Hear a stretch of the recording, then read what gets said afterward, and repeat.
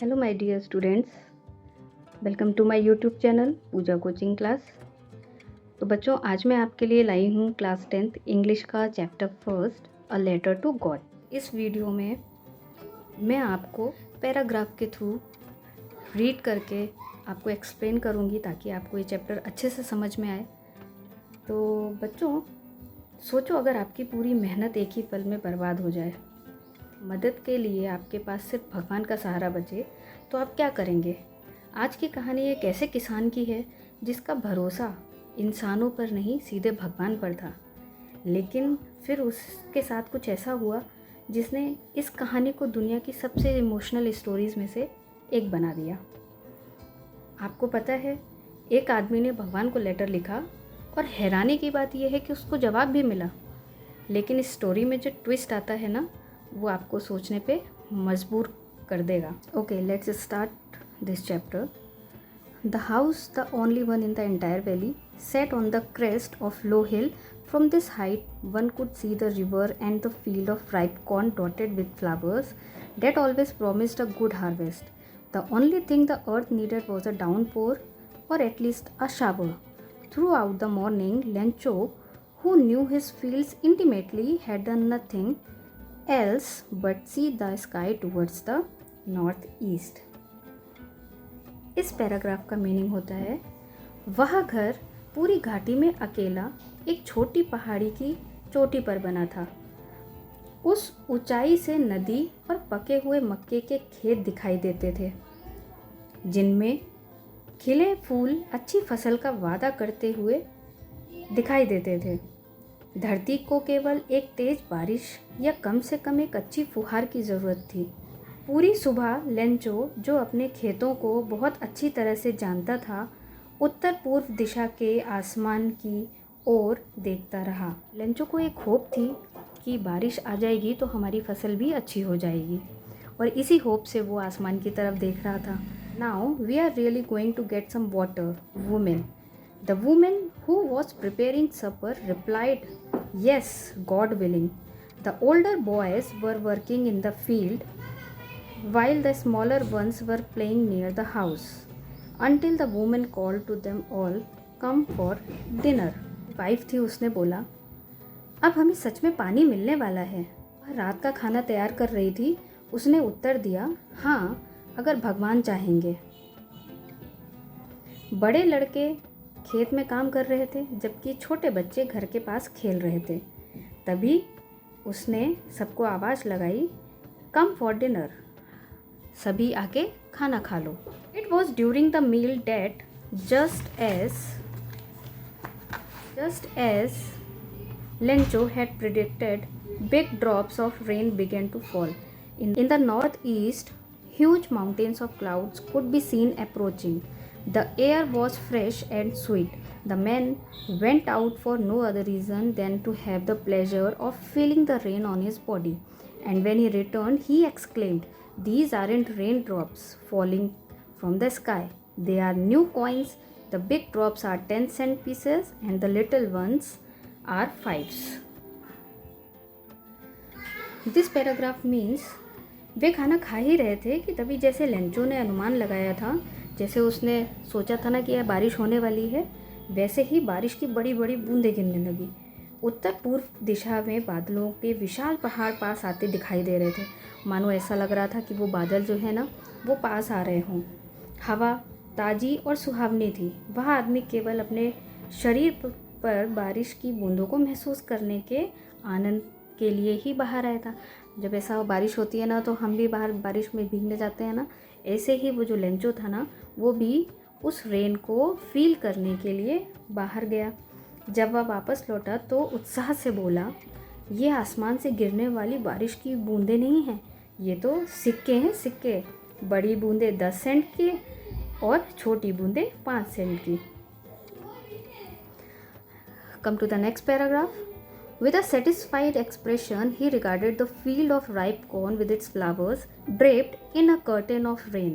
But suddenly a strong wind began to blow, and along with the rain, very large hailstones began to fall.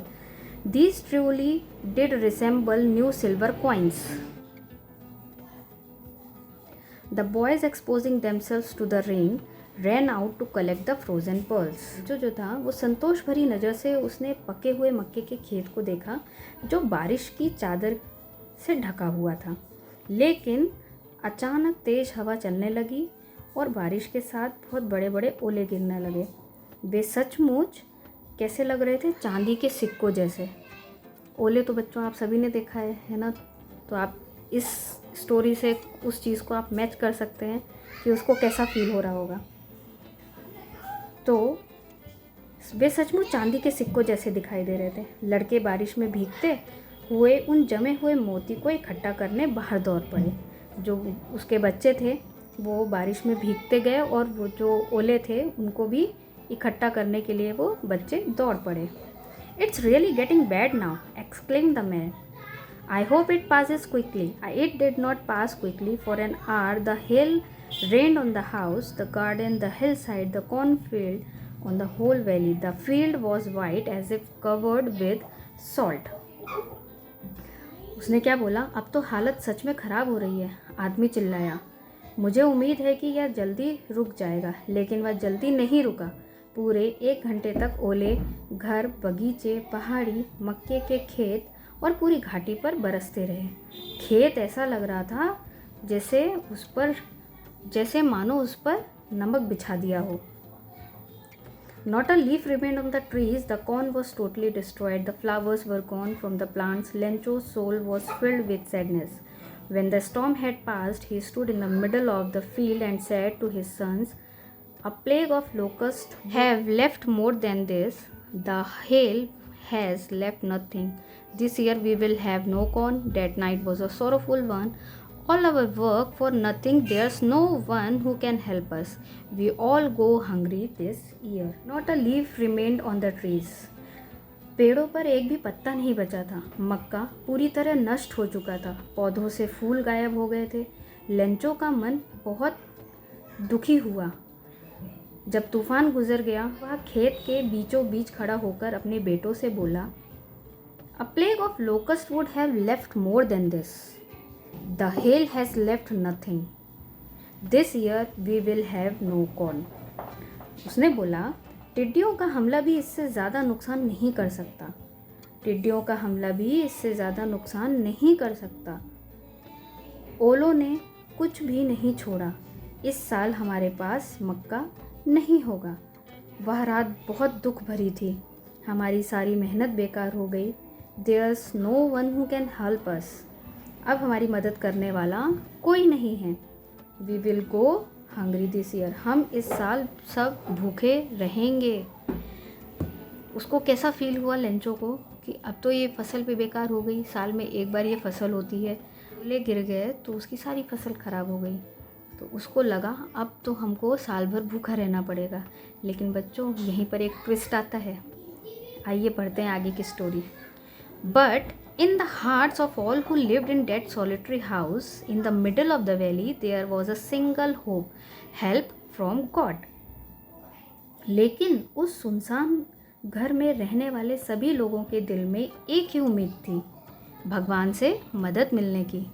Don't be so upset. Even though this seems like a total loss, remember no one dies of hunger. इतना परेशान मत हो। भले ही यह पूरी तरह नुकसान जैसा लग रहा है, लेकिन याद रखो कोई भी भूखा नहीं मरता। That's what they say, no one dies of hunger. उन्होंने कही कि कोई भी भूखा नहीं मरता। Although the night Lencho thought only of his one hope, the help of God, whose eyes, as he had been instructed, see everything, even what is deep in one's conscience. Lencho was an ox of a man, working like an animal in the fields, but still he knew how to write. The following Sunday, at daybreak, he began to write a letter, which he himself would carry to town and place in the mail. It was nothing less than a letter to God. इस paragraph में क्या कह रहे हैं? लोग तो यही कहते हैं कि कोई भूख से नहीं मरता। पूरी रात लेंचो केवल अपनी एक ही आशा के बारे में सोचता रहा। क्या सोचता रहा वह? भगवान की मदद। उसे सिखाया गया था कि भगवान की आँख सब कुछ देखती है, यहाँ तक कि इंसान के मन की गहराई में छिपी बातों को भी भगवान सब कुछ अच्छे से जानते हैं। भगवान भी अपनी खेती के लिए दिन रात एक कर देता है। तो यहाँ पे आप इसको गलत मत समझिएगा, है ना। बैल से कंपेयर किया है कि जैसे एक बैल मेहनत करती है ना, वैसे ही लेंचो भी बहुत मेहनती हार्ड वर्किंग पर्सन था, जो खेतों में जानवरों की तरह काम करता था, लेकिन वह लिखना जानता था। सुबह होते ही उसने एक पत्र लिखना शुरू किया, जिसे वह खुद शहर ले जाकर डाक में डालने वाला था। डाक मतलब पता है ना बच्चों, पोस्ट ऑफिस। ओके, वह किसी और को नहीं बल्कि भगवान को लिखा गया एक पत्र था। जो लेटर उसने लिखा वो भगवान के लिए लिखा था, कि उसने उसमें अपनी फीलिंग्स लिखी थी जो वो भगवान से चाहता था। नेक्स्ट पैराग्राफ पढ़ते हैं। God, he wrote, if you don't help me, my family and I will go hungry this year. I need 100 paisa in order to sow my field again and to live until the crop comes because the hailstorm. He wrote to God on the envelope, put the letter inside, and still troubled, went to town. At the post office, he placed a stamp on the letter and dropped it into the mailbox. One of the employees, who was a postman and also helped at the post office, went to his house, laughing heartily, and showed him the letter to God. Never in his career as a postman had he known that address. भगवान, उसने लिखा, अगर आपने मेरी मदद नहीं की तो इस साल मेरा परिवार और मैं भूखे रह जाएंगे। मुझे 100 पैसे चाहिए ताकि मैं अपने खेत में फिर से बीज बो सकूं और अगली फसल आने तक अपना गुजारा कर सकूं। क्योलो के तूफान ने सब कुछ बर्बाद कर दिया है। He wrote to God on the envelope. उसने लिफाफे पर भगवान का नाम लिखा, लेटर अंदर रखा और अब भी चिंतित होकर शहर चला गया। आने से पहले उसने डाकघर में अपने लेटर को टिकट लगाकर डाक पेटी में डाल दिया, मतलब मेल बॉक्स में उसने उस लेटर को डाल दिया। डाकघर के कर्मचारियों में से एक, जो डाकिया भी था, जोर से हंसते हुए अपने अधिकारी के पास गया और उसे भगवान के नाम लिखा हुआ पत्र दिखाया।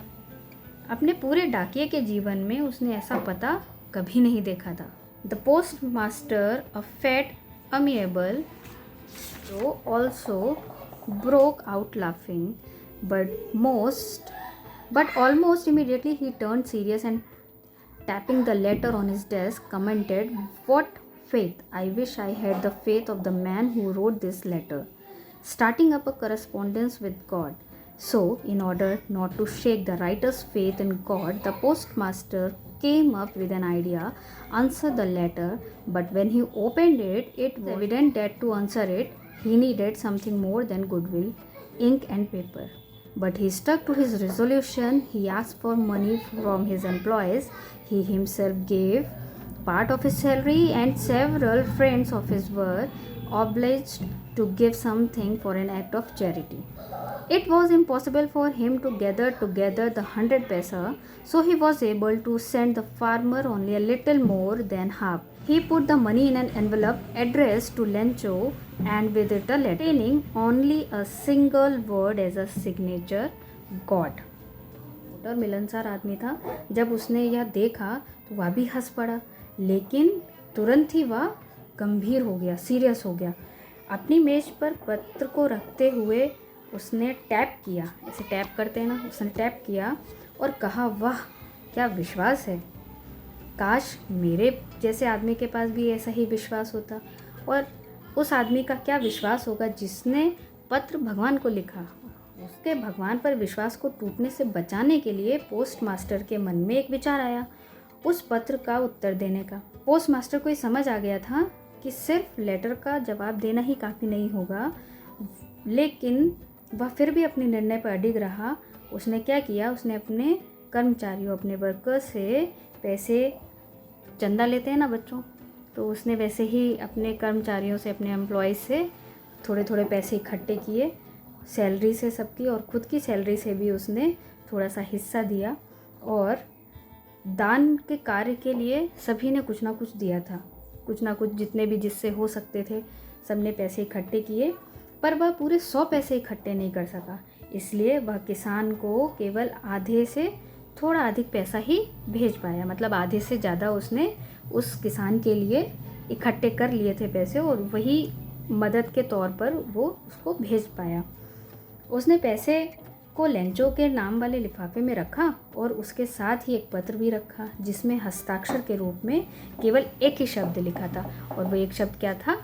God. The following Sunday, Lencho came a bit earlier than usual to ask if there was a letter for him.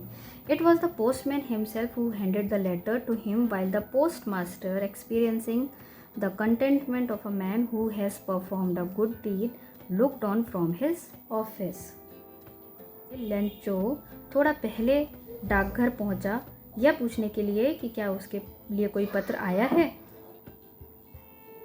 जब उसने यह पूछा तो वहाँ के जो डाकिया था ना, उसने वह पत्र दिया, जबकि पोस्ट मास्टर जो था वो अपने आप में ही प्राउड महसूस कर रहा था, क्योंकि उसने एक इंसान के विश्वास को कायम रखने की एक छोटी सी कोशिश करी थी, और वो ये सब कुछ अपने ऑफिस से देख रहा था। Lencho showed not the slightest surprise on seeing the money, such was his confidence, but he became angry when he counted the money. God could not have made a mistake, nor could he have denied Lencho what he had requested. पैसे देखकर Lencho को ज़रा भी आश्चर्य नहीं हुआ, उसका विश्वास इतना गहरा था, लेकिन जब उसने पैसे गिने तो वह गुस्सा हो गया। भगवान गलती नहीं कर सकते थे, और ना ही वे लेंचो को उतना देने से मना कर सकते थे जितना उसने मांगा था।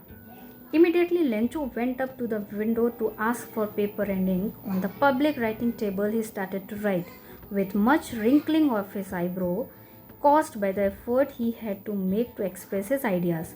When he finished, he went to the window to buy a stamp, which he licked and then affixed to the envelope with a blow of his fist.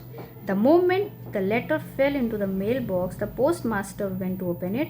It said, "God, of the money that I asked for, only 70 paisa reached me.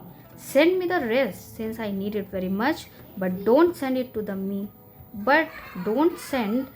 to me through the mail, because the post office employees are a bunch of crooks." Lencho तुरंत ही खिड़की के पास गया, paper और pen मांगा। सार्वजनिक जो वहाँ की जो पब्लिक प्लेस थी वहाँ पर उसने अपने उस पेपर को रखा और वहाँ पर बैठकर लिखने लगा। अपने थॉट्स को उसने लिखा, और जब वो लिख रहा था तो उसके माथे पर कई सिलवटें पड़ी हुई थी। जैसे आप जब गुस्सा होते हैं ना तो आपके फोरहेड पे कुछ सिलवटें आ जाती हैं, वैसे ही उसके माथे पर भी थी। वह लिख चुका था, खिड़की पर गया और एक टिकट खरीदा, लिख करके उस पेपर को चिपका दिया था। जैसे ही वो वहाँ से गया, पोस्ट मास्टर ने उसे उसके लेटर को खोलने के लिए कहा, और जब उसका लेटर खोला गया तो उसमें लिखा था, जिस पैसे की मैंने आपसे मांग की थी उसमें से केवल 70 पैसे ही मुझे मिले हैं, बाकी पैसे तो मुझे मिले ही नहीं, तो बाकी के भी आप मुझे भेज दीजिए, क्योंकि मुझे उनकी बहुत ज़्यादा ज़रूरत है। लेकिन उन्हें डाक से मत भेजना, क्योंकि इस डाक घर के जितने भी कर्मचारी हैं वो एक चोरों का गिरोह है। और लास्ट में उसने लेंचो लिखा था। बच्चों, ये कहानी हमें सिखाती है कि सच्चा विश्वास इंसान को मुश्किल समय में भी टूटने नहीं देता है। लेंचो के पास पैसे नहीं थे, सहारा नहीं था, फिर भी उसे पूरा भरोसा था कि भगवान उसकी मदद ज़रूर करेंगे। लेकिन आयरनी देखिए, जिन लोगों ने उसकी मदद की आखिर में उसने उन्हीं पर शक किया। कभी कभी इंसान इतना ब्लाइंड फेथ कर लेता है कि उसे सामने दिख रही अच्छाई भी नज़र नहीं आती, और शायद इसी वजह से ये चैप्टर सिर्फ आपके एग्ज़ाम के लिए ही नहीं, आपके लिए, आपकी लाइफ के लिए भी बहुत इम्पोर्टेंट है। और इस चैप्टर का मॉरल बच्चों मुझे कमेंट करके ज़रूर बताइएगा कि आपको इस चैप्टर से क्या सीखने को मिला। लेकिन इस चैप्टर से आप जो एक अच्छी थॉट ले सकते हैं वो ये है कि जब सब कुछ ख़त्म हो जाता है तब इंसान के पास सिर्फ 2 चीज़ें बचती हैं, उम्मीद और विश्वास। वो कुछ डाउट है तो वो भी आप मुझसे पूछ सकते हैं। चलिए फिर मिलते हैं नेक्स्ट वीडियो में इसी चैप्टर के पोइट्री एक्सप्लेनेशन के साथ।